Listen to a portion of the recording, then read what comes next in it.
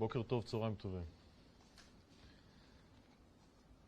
אני רוצה לתת סקירה ונתונים עד כאן הבוקר על המידע שמצוי בידינו לציבור ולעדכן על אירועי הלילה ואירועי הבוקר. קודם כל אני אתחיל מההגנה.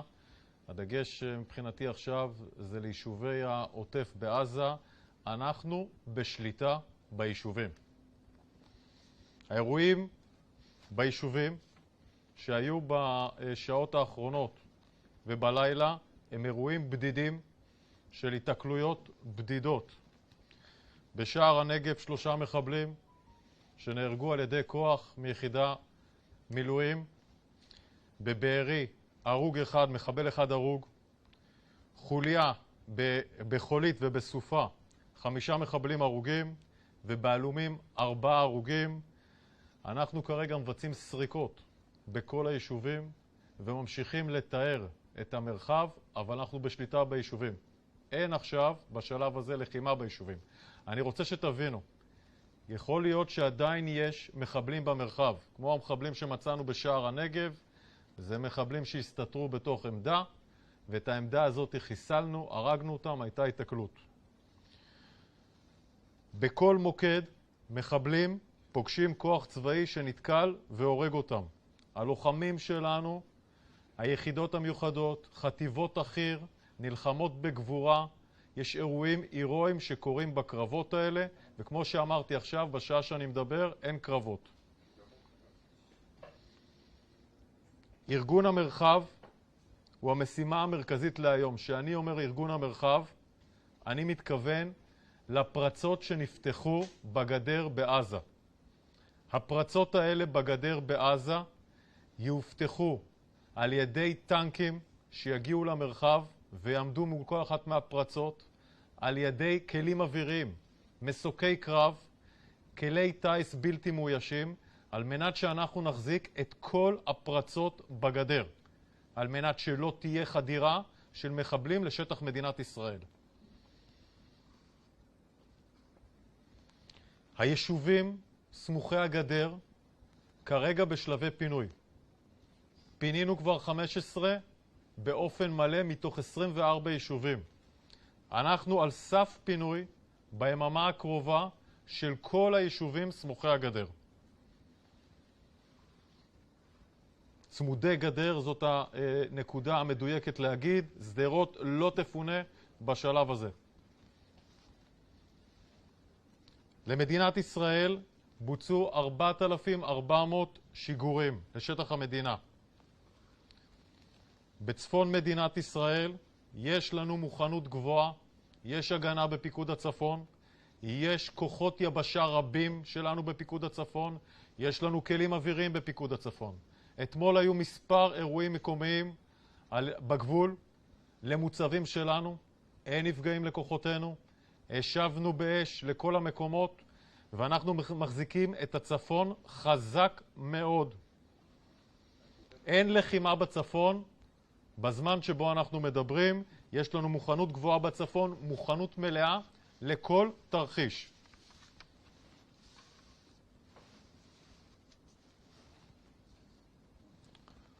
אני רוצה לעבור להתקפה, כי זה הדבר המשמעותי. צה"ל נמצא בהתקפה.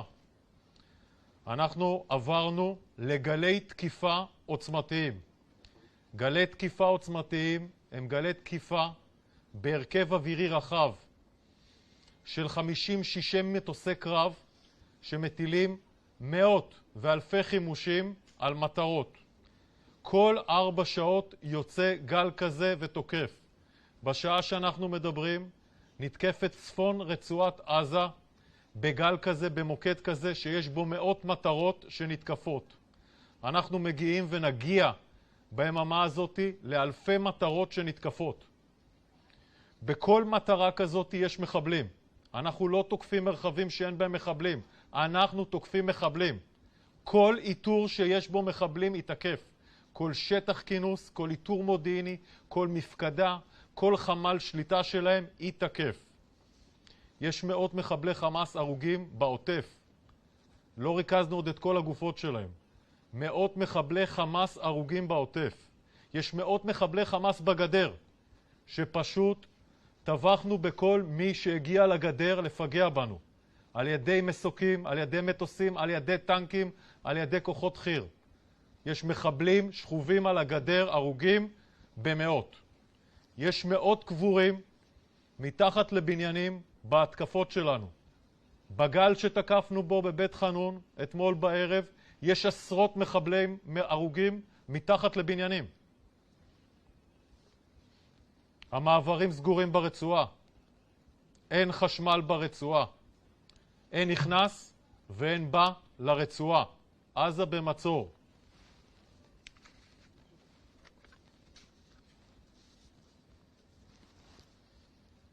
אנחנו בגיוס מילואים רחב מאוד. אני רוצה שתדעו שמעולם לא גייסנו כל כך הרבה מילואים באופן כזה מהיר בסדק הזה. הגענו ל-300,000 אנשי מילואים בתוך 48 שעות. אזרחי ישראל במיטבם, אזרחי ישראל מתייצבים לצה"ל. יש ציוד בצה"ל. יש הרבה שיח על זה בתקשורת. יש ציוד בצה"ל. יש לנו מקומות ויחידות שהגיעו לא 100% שביקשנו, הגיע 150% ו-200%. מי שאנחנו לא נידרש לו בשלב הזה, אנחנו נשחרר אותו. לא חסר לנו ציוד, לא חסר לנו אוכל, נדרש איפוק, הכל יגיע. גם אם חלק לוקח קצת יותר זמן, הכל יגיע. לא לכולם יהיה אותו ציוד. מי שבהגנה מרחבית בצירים זה לא כמי שיש לו ציוד לחימה לקראת פעילות מבצעית. זה לא אותו הדבר. לכולם יהיה ציוד, לכולם יש אוכל, נדרש איפוק. ושוב, הערכה רבה לאזרחים שהגיעו במאות אלפים להתייצב לצה"ל. יש הרוגים. אזרחי ישראל, חיילי צה"ל, מפקדים, יש כ-700 הרוגים עד כה. חללים בצה"ל שהתקנו את המשפחות שלהם עד הרגע הזה, 73 נופלים. אנחנו לצד המשפחות מחבקים את המשפחות בשעה הקשה הזאת. יש מאות פצועים. אנחנו מאחלים החלמה מהירה לפצועים, לאזרחים, לחיילים, למפקדים. יש גם חטופים נהדרים, ויש גם נהדרים. נהדרים מתוך מוקדי הלחימה שלנו וחטופים בעזה. חמאס פרסם נתונים, פרסם הודעה. חמאס הרצחני מפיץ סרטונים, פרסם סרטונים, זה מראה את הברבריות ואת האכזריות של החמאס. ואנחנו נודיע למשפחות.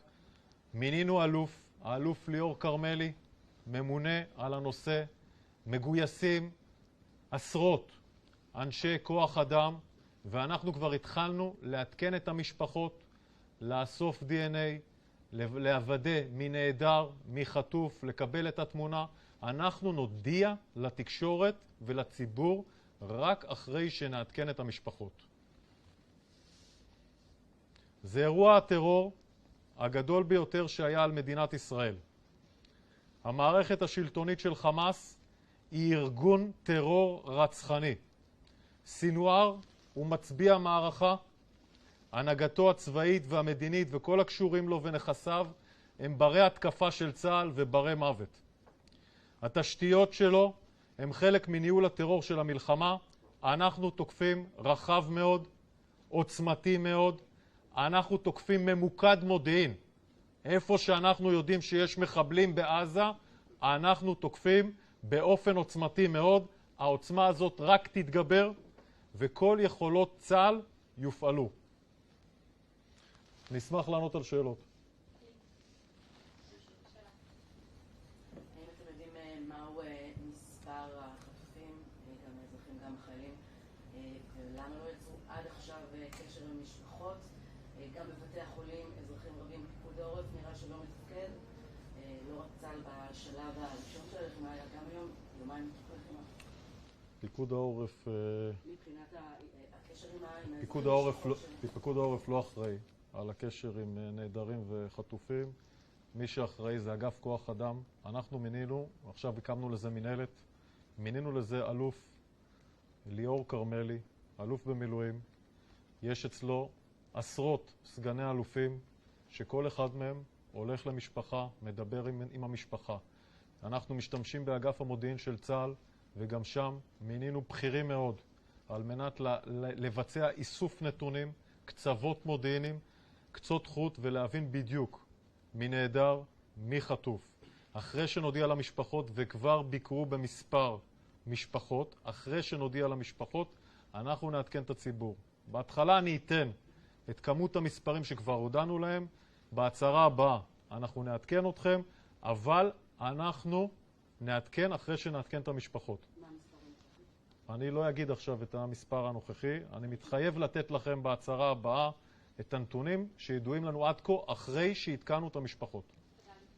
לירן חוג'רי, מפכ"ל 11, קודם כל, האם אתם יודעים על מנהרות תת-קרקעיות של חמאס, האם נכנסים דרכם מחבלים? שאלה שנייה, האם אתם גם חושבים על פעולה קרקעית להיכנס לתוך עזה?